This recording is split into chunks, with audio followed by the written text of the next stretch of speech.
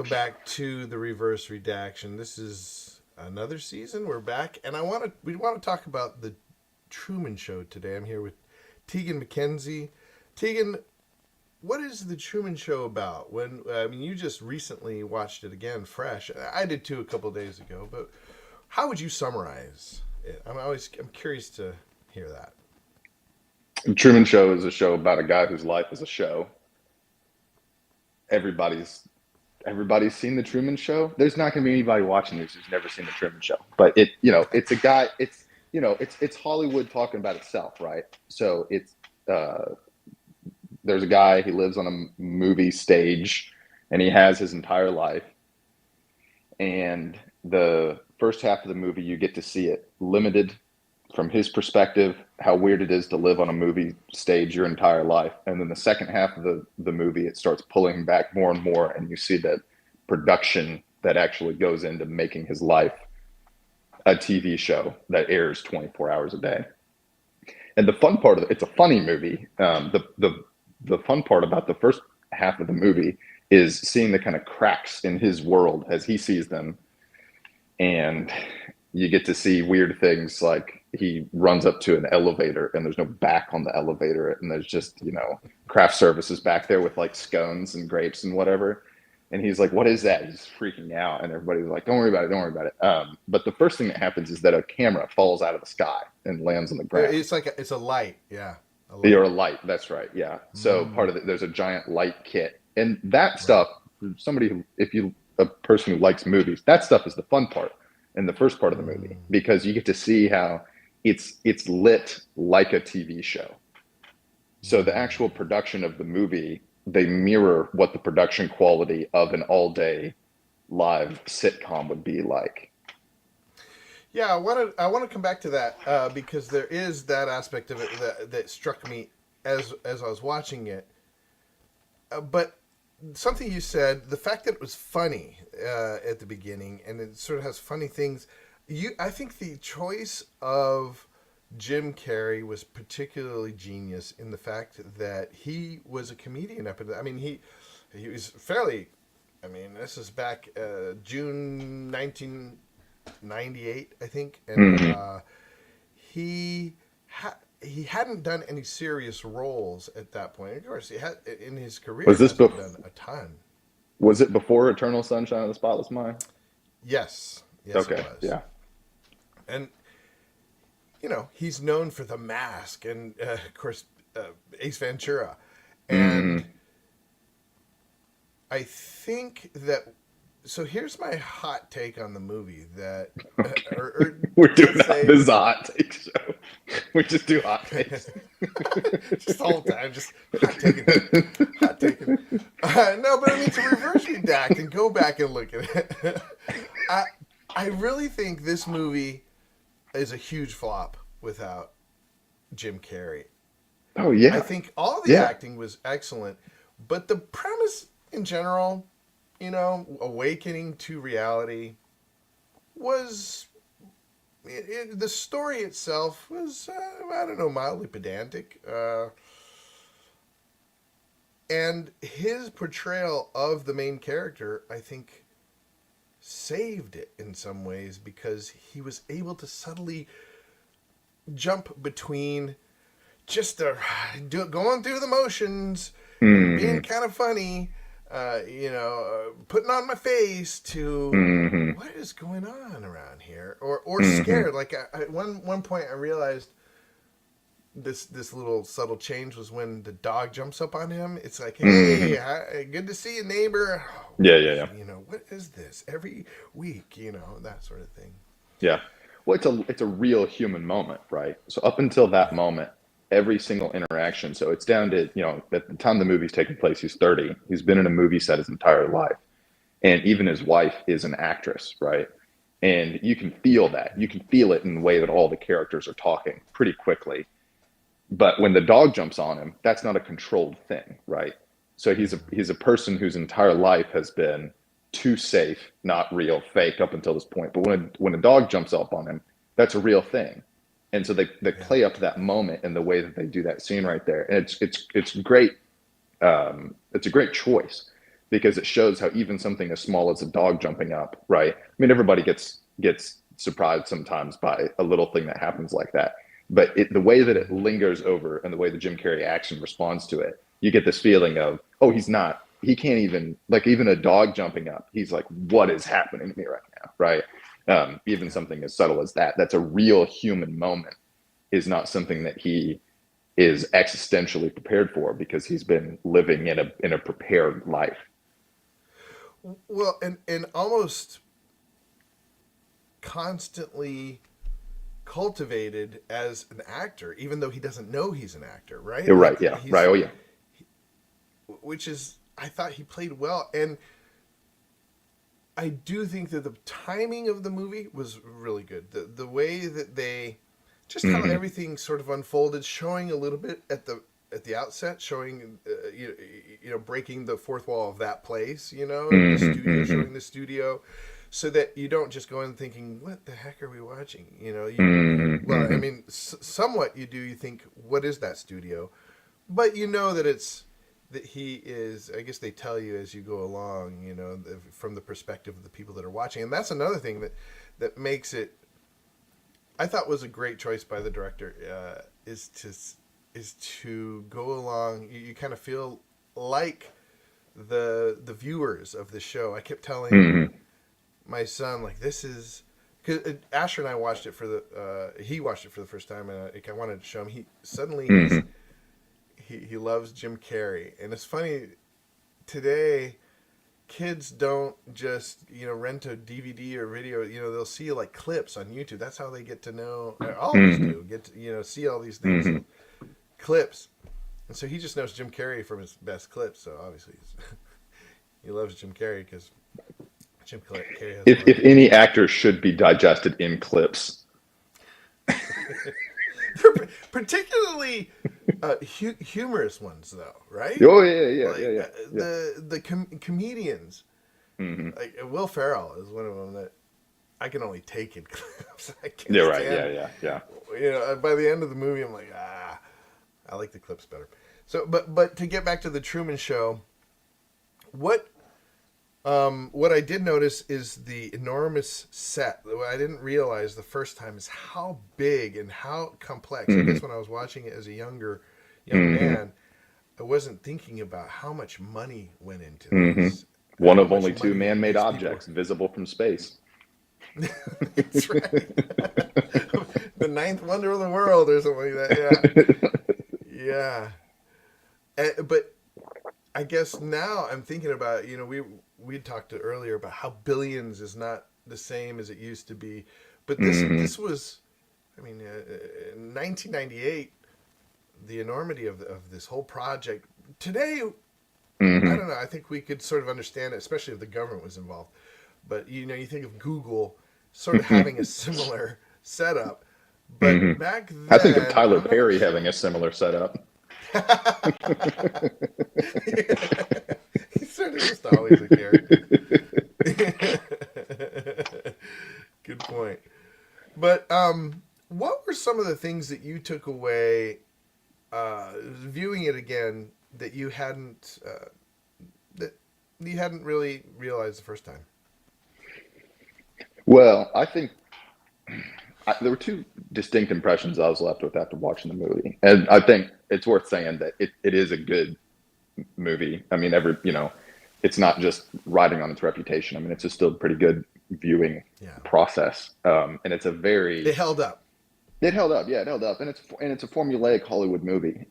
So there's a specific set of beats that, like, a 90-minute, 3-act script is supposed to follow, and it hits all those right. So it's your standard Hollywood movie, Disney movie, Joe Meets the Volcano, whatever, like all that kind of stuff, where it hits all the beats.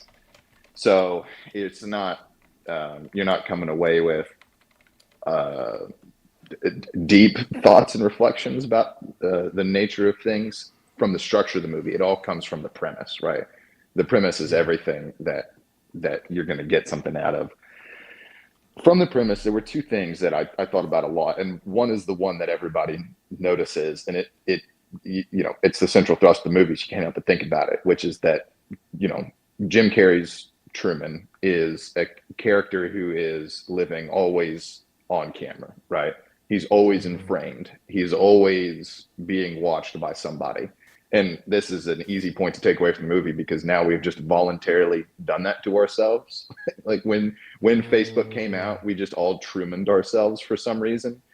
And everything's on camera. Everybody made themselves into Truman, like on purpose, which is more horrifying than the movie itself. The idea that someone would manipulate you into this horrible situation is bad, but the idea that you do it to yourself is like inconceivable man-made horrors.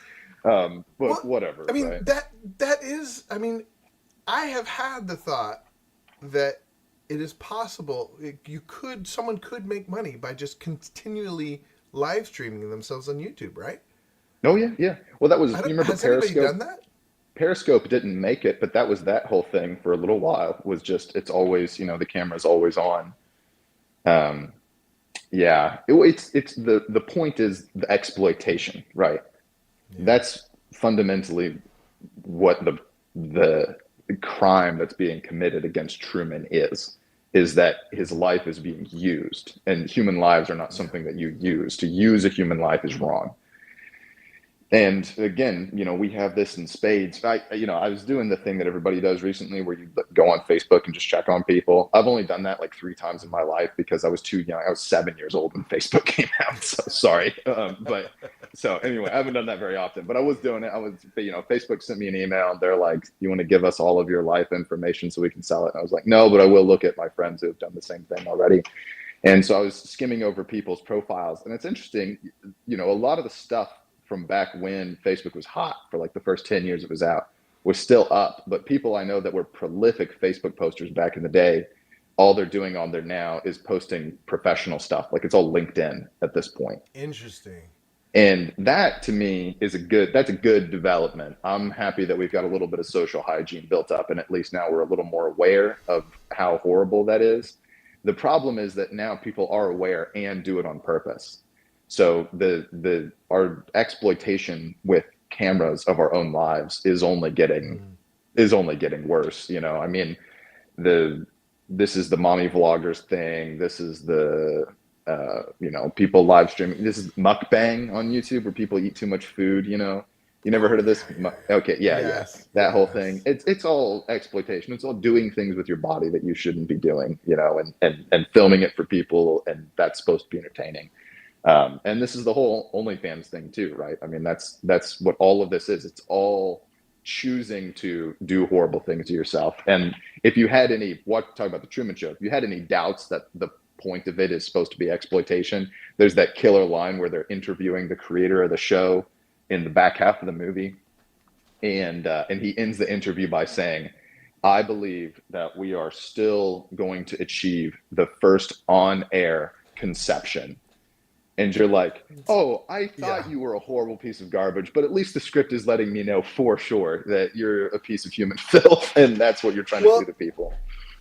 so watching it again with my son, my 12, almost 13-year-old son, Mm-hmm. and thinking back to things that I didn't catch when I guess I was like 18 Mm-hmm. was the whole thing with his wife. One, the, having Yeah. being married now, thinking about her dedicating her life, dedicating her whole marriage Mm-hmm. to this process. At one point she says it's not. It's everything is real except Truman just doesn't know it, or something to that effect. Mm-hmm. Yeah. And Yeah. and coming from her mouth, that is sort of horrific since she Yeah. is Yeah. married to him, spends Yeah. a lot of her time with him as a married person. Um, and then also, yeah, catching that she's trying to have a baby with him. That the movie makers are pushing this on her, pressuring her to have a baby with Truman so that they can have this moment of the Mm-hmm. first ever baby Mm-hmm. conceived and raised Mm-hmm. on live television. Mm-hmm. Horrific. Yeah. And so the elements of horror Mm. Oh yeah. are, I think I didn't realize it till you started talking about it. There are some real beyond all the glib, like, if I don't see you, And that Hmm. stuff is horrific too in its own way, right? Like the Hmm. fact that he says the same thing over and over again. Um, Now you're somebody who likes horror movies, right? Like Oh yeah, a or lot. just Yeah. movies in general.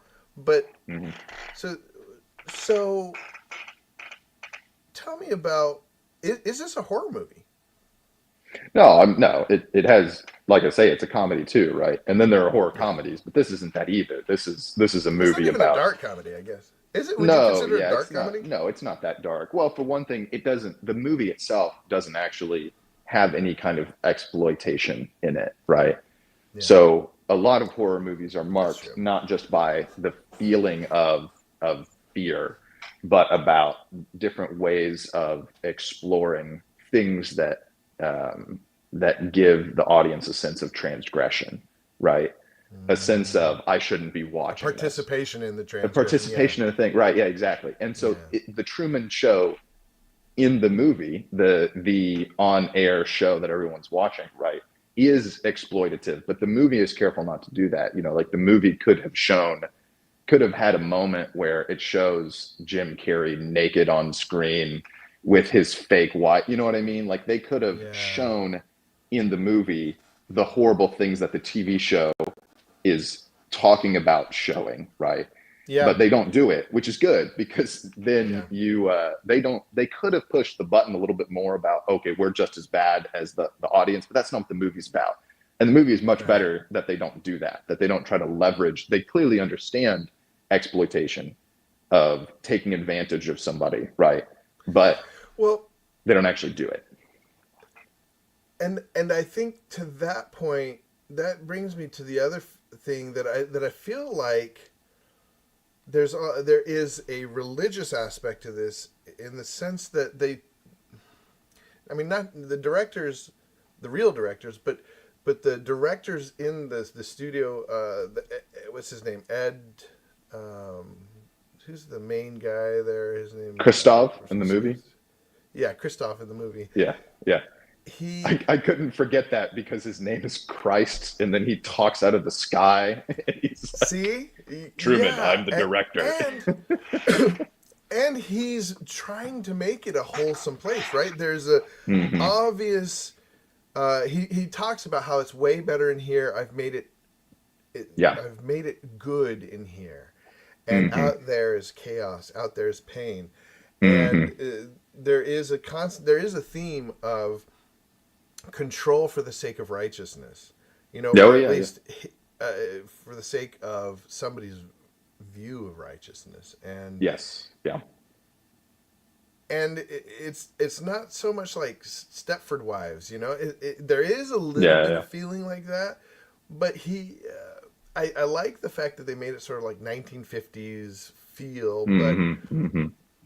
but not cringy. I guess some of the stuff is cringy, especially when they're showing the products. But they were able to keep it clean, and it is almost a fourth wall meta experience. As I'm watching it, I'm thinking this is the kind of place where I would like to live. And then also the internal struggle of like, well, would I want to live in a place that's Yeah. fabricated righteousness? Yeah. Well, I think it's important that, like I said, the midpoint of the movie where the stuff that's going on in the movie fundamentally changes, goes from being this limited perspective where we're just seeing Jim Carrey and what he's doing, right, to then having all this other information being backfilled, seeing the audiences watching, getting lots and lots of information about the guy who's making the show. And so in the back half of the movie, I didn't actually time it, but you don't spend a whole lot of time with Jim Carrey in the back half of the movie. He's still the Mm-hmm. central character, but you spend as much time with these other characters in the film who are standing outside of it. And that's an important Yep. shift because, like I say, if they didn't do that, then it would threaten to do some kind of fourth wall breaking. And the movie turns into it's like, no, you person watching, you're the problem with, and that movies do that. And it's kind of lame, but the reason I enjoy this is because they don't do that. Instead, they just show you relentlessly how evil studio and TV executives are, And I couldn't agree more with that. So that's the fun part of the movie for me. Is they just kind of go, aren't these people all horrible? And I look at the latest awful thing LA has done, and I go, yeah, they are. They are kind of horrible, actually. I totally agree with that. Well, it's interesting because Peter Weir, the director, actually considered. I was reading some things in preparation for this. Yeah, He yeah. considered playing Kristoff, Oh, dude. and yeah, That's funny. yeah. I think that would have been quite. I think it would have been a little too much of a Yeah, circle there, right? Like yeah. It would have broken the fourth solipsistic wall, message. right, of not just the TV show, but of the movie itself. And now we as the audience are implicated. But because that doesn't happen, we're able to have that distance a little bit more. And I'm with you there.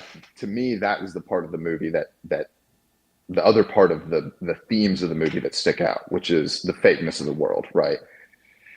Yeah. And that goes to the whole thing we are talking about earlier with the dog, that he has this actual real moment, and then he doesn't know exactly what to do with it. And so the arc for Carrie's character is having this kind of existential breakthrough of this false simulacrum world, that, this world of shadows that he's living in. Mm-hmm. And I thought that was the funniest moment in the movie. Do you want to throw up a spoiler tag here? I can't not talk about the funniest part of the movie. It's right at the very end. Okay, everybody's seen the Truman Show, Judith. Yeah. I mean, come on, it's the Truman Show. The funniest part of the movie is when he's having his big breakthrough at the end of the movie, and he's sailing the ship, and they're throwing everything at him, and they've got all these waves and everything happening because he's tried everything to try and get out, and they're always blocking the roads. They're always doing this. They're always doing that. And instead he's sailing, and they cause a giant storm to happen because even the ocean there is part of this soundstage.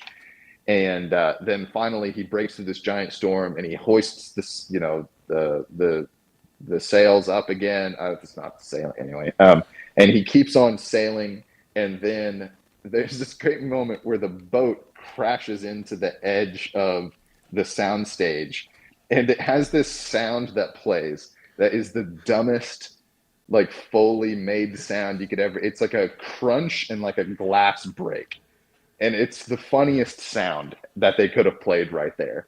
And they don't Jim Carrey doesn't overplay it. They made it a joke, like, when they edited it and picked that, because it didn't have to be a funny moment, but he crashes into the edge of the world, and this crunch sound.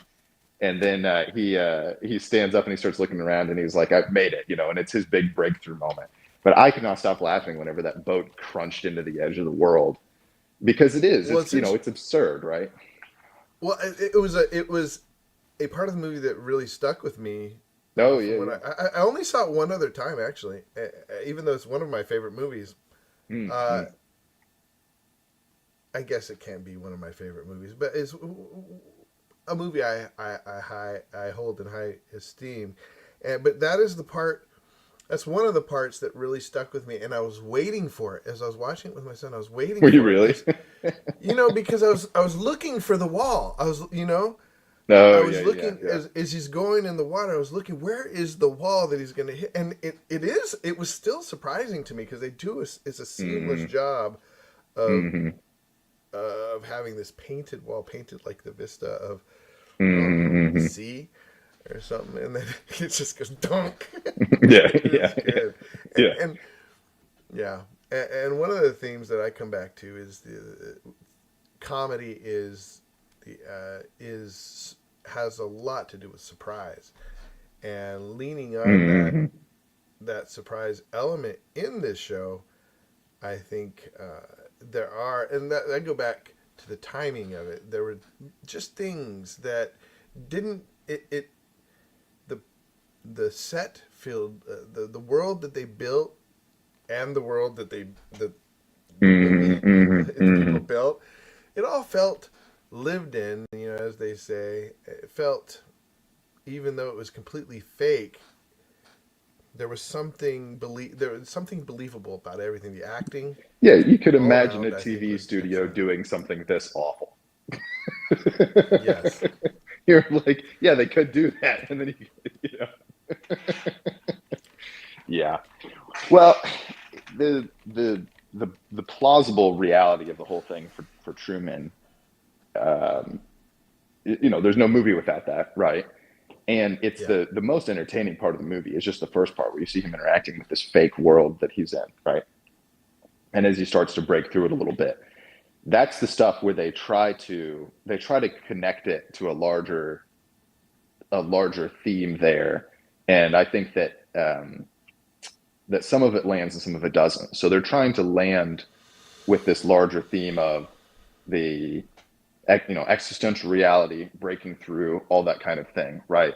But Yeah. Yeah. with all of those themes, they don't have anything to say about what are the things that an average person is actually going to be breaking out of.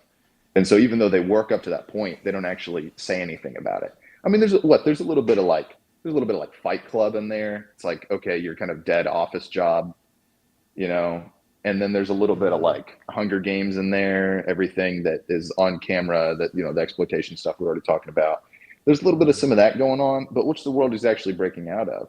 Because I would agree that this is a huge, living in a fake shadow kind of world is a huge problem. I mean, there's a reason that people are still using Plato's cave as a philosophical thought experiment, right? Yeah. This cave that someone's in where they're seeing these shadows of real things projected on the wall, and they get out, they actually interact with the real things. They don't like them because they're used to the shadows, right? So the big question Yeah. in the movie is Truman going to break into the real world? Is he going to have the courage to actually do that? But the shadows that they give him in the movie are not potent symbols for anything.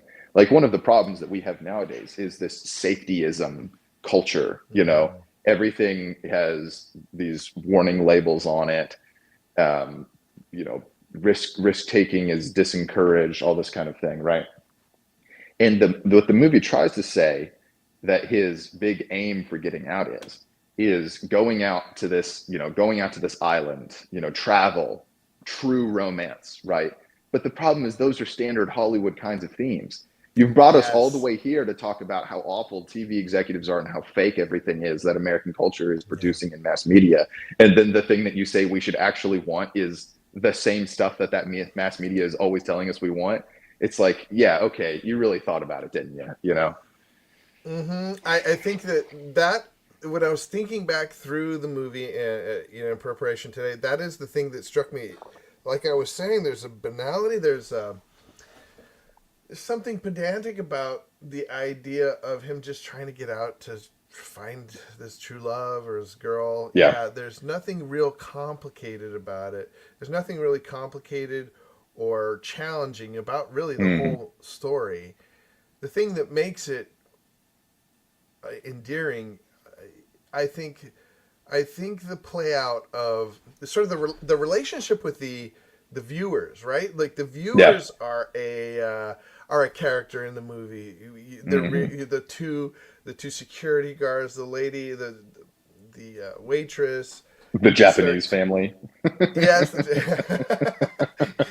all all these characters that are following are in love with Truman, so we start to, we start to synchronize with them.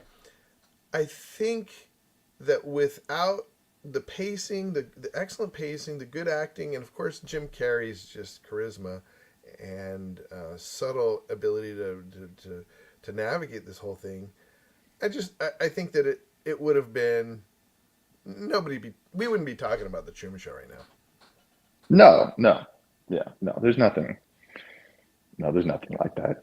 It's yeah. There's a few things they could have done, right? So they could have made a couple of different choices and actually said something with the movie. So go back to the baby thing, right? Where Mm-hmm. there's these conversations with his wife from early in the movie, because one of the central plot elements of the film is that they need to do various things to keep Truman controlled, right?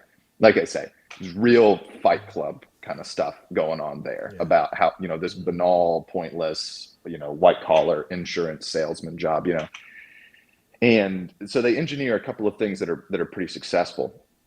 The most successful thing that they do is that they have an episode of the show where Truman's dad dies in a boating accident, and this gives Truman a Yeah. fear of water. And this little town that he lives in has a river on one side, and then the ocean, right? Uh, Yeah. and so he doesn't want to cross any of these things. because he is terrified of water afterwards, and that keeps him contained to this little town where he lives his whole life. And there's a couple other examples of things like that, like his best friend that is actually just an actor, and all these things are efforts to control Truman. And then the question for the characters who are making the Truman Show in the movie is, what is the next thing that we're going to do in order to control Truman? And they have an escalating series of things that they try to use to control him. But as he progressively tries to break out of the soundstage and out of the TV show.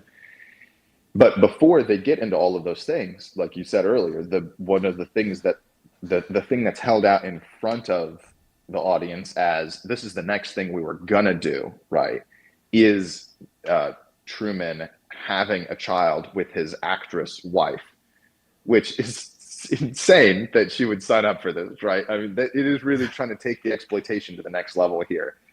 So it's effective as a plot piece when it comes to the surveillance and how far are we willing to go in order to make a career and sell ourselves, right? For all those themes, it totally works. But for the themes of living in a constructed world, are we actually alive? Are we actually willing to live dangerously? Or are we all just kind of spreadsheet pod people, For that theme, the idea that she is trying to convince him to have a child in order to trap him is totally wrong. The reason we think it works is because we're living after the invention of the pill and popular use contraception, which supposedly puts sexual and family agency into the hands of women, right? But that is a total thing that we've just invented. Sexual agency forever has been involved with men, right? Is not something that women are passive in the whole thing. And so instead of challenging that theme, they just go, no, of course women have total sexual agency. It's like, oh yeah, since 1968, that's how, of course they totally have sex. Yeah, that's how it works, right? And instead of presenting that as something that could have been a masculine pursuit for Truman, having children, leaving a legacy behind, something like that, instead it plays it as something that is yet another way of undermining his masculinity. So the vision of true masculinity of the show is totally mixed, right? It's this mixed thing of travel. Going to Abu Dhabi is what being a man is all about. Going to Fiji is what being a man all about. It's like, dude, you're just as bad as the people that you're portraying in the movie, right? They have no idea. They don't actually understand what it is that the fundamental things that being a human being is about. And they could have had just a few little changes and not fallen into any of this, right? I mean, Truman's interest. I'll tell you what I do like. I do like that he has this moment of romance, which is, so the whole Truman trying to escape is he wants to get to this girl that he met one time who was actually an actress. She was actually an extra. And in a moment, they fall in love. And then this extra, as they like run away from all the other people, this extra in the TV show who's falling in love with him tries to tell him everything about what's going on, right? And and then this becomes the reason that he wants to go to Fiji, because this other guy who comes out who is her dad in the TV show, right? He like pushes her into this. With something. Yeah, he just comes up with it. Seems like on the fly. Yeah. We're going to Fiji. Fiji, right? Yeah, who cares, And so then he becomes obsessed with Fiji because of the way that it's connected to this girl, right? Okay, so the Fiji part of that, like I'm saying, is stupid. That's dumb. Travel, whatever, But the fact that he falls in love with this girl in a moment, and that's part of what works to break him out of there, that part totally works to me. And so if they had used that a little bit more, and this is, I don't know if, Judah, I'm going to be honest, I don't know if anybody watches this show, but if there's any of my other fellow Zoomers out there watching the show, that can actually totally happen. Like you can actually just see a woman and fall in love with her in a moment. And that's totally real. That's not fake. Like that's not hormones. That actually does happen. And if you're charming and courteous and gentlemanly, then she'll fall in love with you, and you can actually just totally get married, and it works. Like it's actually all totally real. None of that is fake and made up hormones and psychology. So there you go. Go out there, young brothers. Wait, you either said too little or too much. What do you mean? Like, are you making a case for serendipitous true love, or That's What are totally you real. Yeah, saying? romance is real. And then Romance is real. and then you got to back it up with like working your entire life. Then you got to get married, and as a man, be Yeah. getting married as you have to die for this woman, right? Like all of that comes Yeah. after that. But Judith, nobody my age falls in love. Everybody is just looking at their phones. They don't Mm, go out. I have a friend who yeah. is always belly aching about how he wants to get married, right? Yeah. And he has never approached a woman once. It's like, What? no, yeah, literally never once. Yeah. Hmm. An older fellow one time was trying to talk to me about like, okay, you got to be responsible in life, and when random women are coming on to you, it's like stay faithful to your family. And I had to tell him and be like, look, I'm sure that was really great advice when like boomers and Gen X were coming up. I was like, but that doesn't happen anymore. Like nobody is doing that anymore. Everybody's just on their phones. Like the divide between Yeah. men and women is so insane that even the idea that that would happen was somewhat inconceivable to me. And then I was like putting on my 1970s classes, and I was like, okay, yeah, I guess it used to happen, but people don't do that anymore. People don't believe in romance. It's all nobody. Everybody believes it's fake. It's hormones. It's Hmm. dopamine. And Yeah. it's actually totally Yeah. real. Well, I think that's a good segue into the last Is segment of our it? show. Okay. Is well, who cares about this movie? Why watch this movie? What is the point, and what does it have for us as two Christian men living in the world? And Yeah. I I think that is a major thing that I take away is that the is I take away from it the dangers of that we see today, like you're saying, of eventually needing someone to orchestrate our lives because we're too, so that everybody is enthralled with this because Hmm. everything because we're so connected in a fake world that we need to Hmm. see something that is orchestrated, and Yeah. maybe our own lives will need to be orchestrated because we've lost the ability to really engage in life. Yeah. You know about the panopticon? You never heard of the panopticon? No, tell me about the panopticon. It's the perfect prison. It's a thought Hmm. experiment this French philosopher came up with, that the prison is a perfect circle, and there's no guards. There's only one watchman, right? And there's a tower in the center of the whole thing, and the single guard just stands on the tower. But what's key about the panopticon is that it's one way. It's a one-way mirror, right?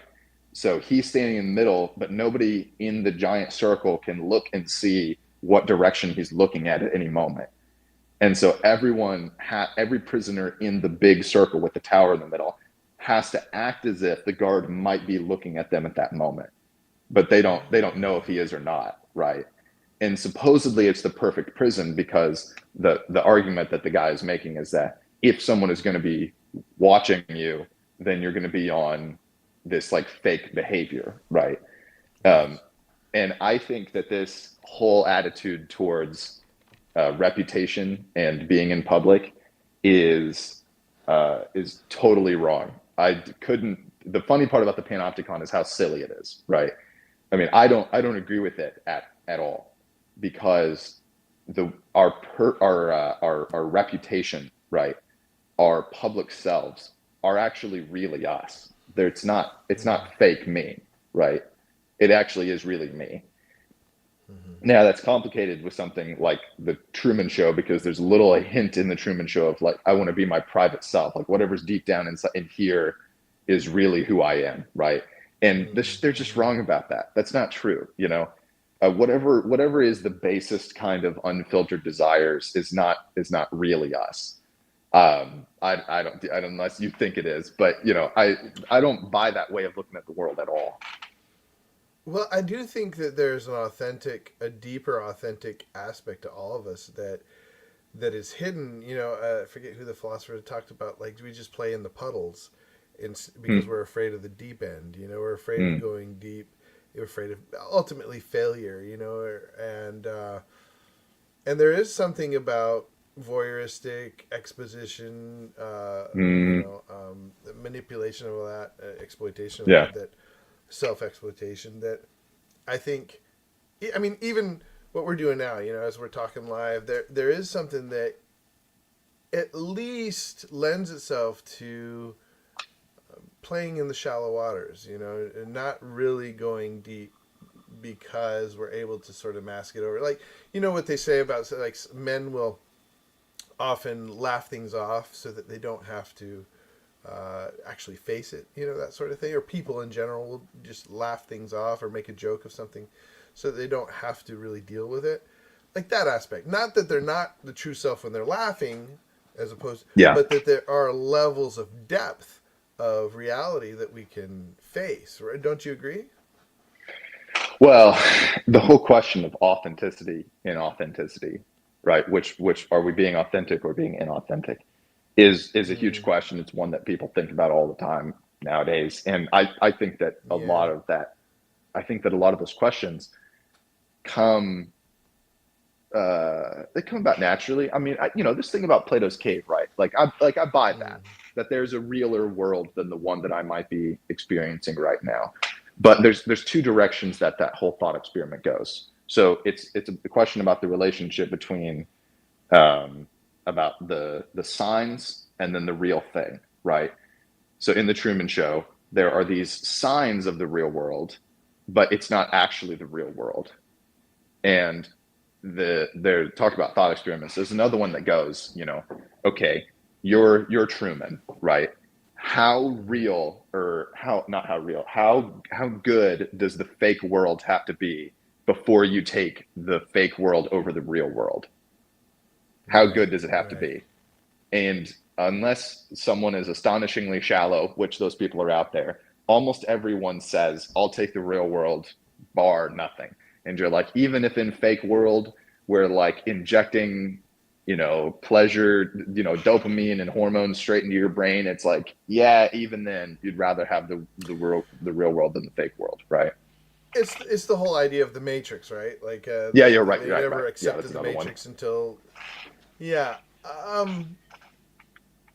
Yeah, I think maybe a better word than authenticity is, Yeah. um, or authentic would be like the harder or the painfuler sides of yourself. The harder to deal Mm, with, the more awkward, like, the things that if you brought up yeah. would be hard to deal with, but might be helpful. Yeah, yeah, right, right. And that's the part of the Truman Show. Or Truman in particular. That's the part of him that's admirable to us, right? Hmm. Is that even if the real world is scary, even if it's less perfect, then we're actually going to take it anyway. Yeah. And that's true, right? That part of the movie, I agree with, and I think it's good. The What? part that I'm not agreeing with is the idea that Mm, it is somehow my deepest unfiltered desires that are the true part of me, right? yeah. That's a Yeah. separate idea, and that I couldn't disagree Yeah. with in stronger terms. That somehow Is the there? thing that I've never told anyone is really who I am. It's like, no, Mhm. no.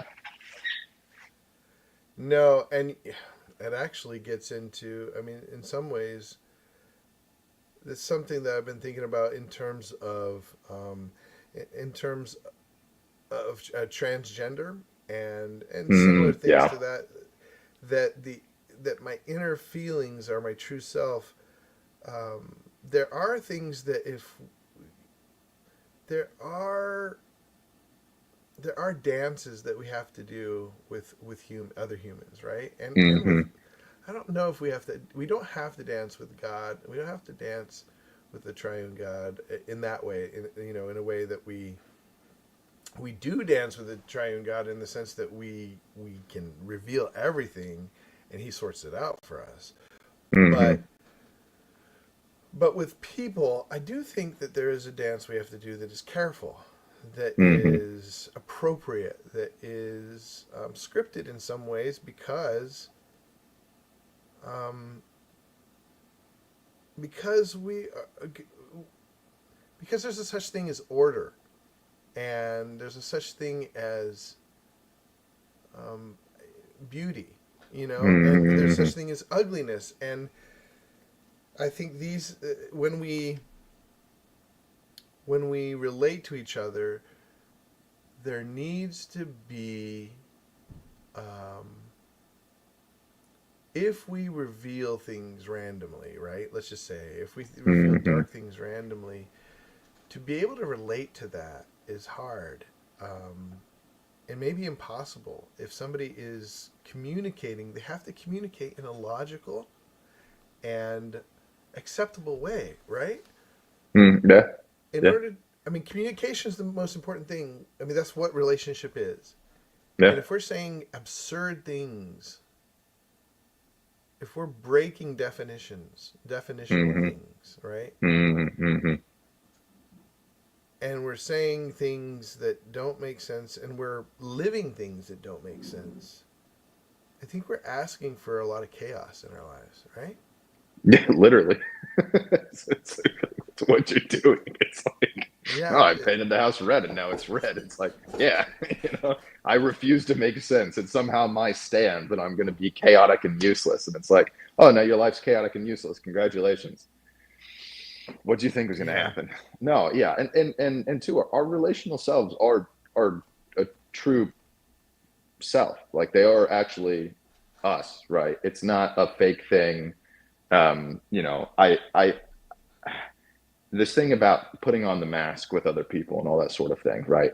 I mean, even the movie, I think, displays this point pretty well, that we are astonishingly good at detecting minds, right? At detecting when there's intention involved in something. If something is being done on yeah, purpose, which means there's a mind of some a spirit of some kind behind it, right?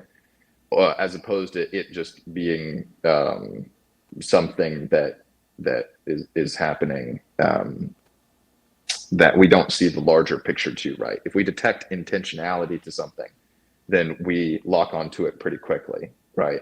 Now, yeah. I think there's an aspect of superficiality that we're able to detect. right. It's something's flippant in a way that is fake, Hmm. right? Yeah, yeah, yeah. There might be somebody there, but their attention sort of going this way instead of looking right Mm. at us, And Mm. Truman can detect that. He can detect in other characters.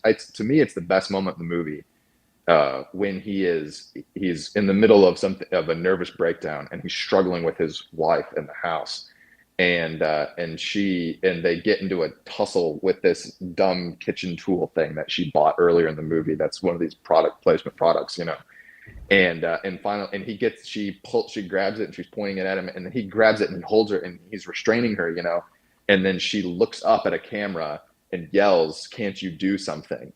Yeah, and do and he something. lets yeah, why don't you do something? Yeah, yeah. And he lets her go and he goes, "Who are you talking to? Who was that?" Right?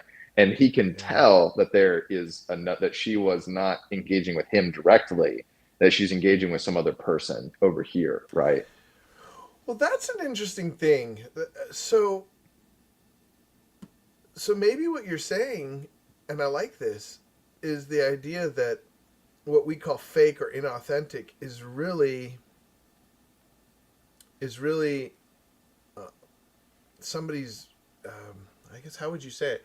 Is somebody's orientation is off. Hmm. They're not Yeah. oriented towards you in a true way, Hmm. right? So it's not a matter of true self, it's a matter of true projection or true connection. Like Yeah, that yeah, yeah. connection is distracted by lies, right? Right. So Yeah, yeah, that, well, yeah, yeah. and I guess that's similar to our relationship with God. Is that what is sin? But that thing lies that distract that it's like interference, right? In our Hmm. broadcasting, interference in our connection. What would you call that? Like Yeah, yeah, yeah, yeah, that beam that connects us is like interfered with things, and we don't have a yeah. good transmission. Yeah, yeah, yeah, yeah. Well, and this is the doctrine of, the corrupting power of sin. There's related doctrines there, like original sin or total depravity, whichever one you want to talk about.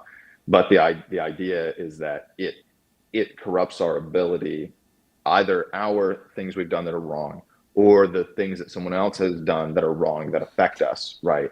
Those things interrupt our own knowledge of ourself. This is why suggesting that my deepest held desires are somehow really me is that's why that's not true, because you don't actually know what your deepest held desires are. We are actually kind of shockingly bad at understanding ourselves, right? Yeah. But what seems to be a fairly relatable faculty is if you are taking the efforts, that you can tell whenever someone's attention is directed at you or not, right? But you might not always want somebody's attention directed to you in the way that's appropriate or the way that they're going to, right? I mean, this is another part of this pervasive power, is that we want someone to relate to it. Like there's silly examples, like you want somebody to give you a job, but in their mind, they know that you're not actually a good fit for it. So you can do whatever you want to try and get their attention. You can tell they're not paying attention to you, but you can do whatever you want to try and get their attention. But if they've already made up their mind, they've made up their mind, Yeah. Yeah. I mean, that's a different subject. Getting into that's interesting. Ways to hack the transmission, right? The relational transmission. Hack the truth. But hack the transmission. Let's find a movie that correlates to that. But just to wrap up, I do think that I come away with it with the fear that I could become Truman. I really like what you said, self-exploitation. Yeah. That I could self-exploit to the point